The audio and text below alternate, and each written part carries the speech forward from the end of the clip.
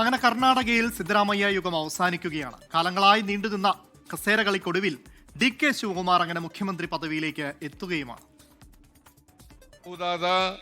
സന്ദർഭത്തിലത് 5 വർഷങ്ങൾക്ക് ശേഷം ആധികാരിക വിജയത്തോടെയാണ് കർണാടകയിൽ കോൺഗ്രസ് അധികാരത്തിലേക്ക് തിരിച്ചു വന്നത്. എന്നാൽ മുഖ്യമന്ത്രി ആയിരുന്നതിൽ വലിയ ചർച്ചകൾ നീണ്ടു. 136 സീറ്റുകൾ നേടാൻ സംഘടനയെ പ്രാപ്തമാക്കിയത് DK ശിവകുമാർ ആണെന്നും മുഖ്യമന്ത്രിയാക്കണമെന്നും ഒരു വിഭാഗം ആവശ്യപ്പെട്ടു. സിദ്ധരാമയ്യ കൂടുതൽ MLA-മാരുടെ പിന്തുണ ഉറപ്പിച്ചു. സിദ്ധരാമയ്യ 2 വർഷം മുഖ്യമന്ത്രിയാകട്ടെ എന്ന് ഹൈക്കമാൻഡ് നിലപാടെടുത്തു.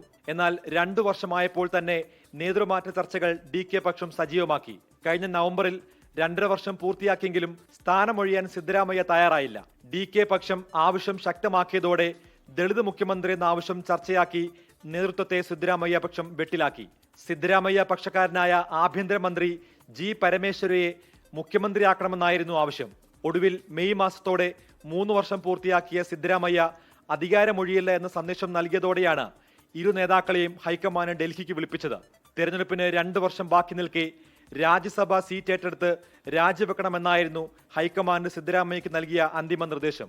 ഒടുവിൽ മഞ്ഞുരുകൽ. ഇനി കർണാടകയിൽ DK ശിവകുമാർ യുഗം. 24 ബംഗളൂരു.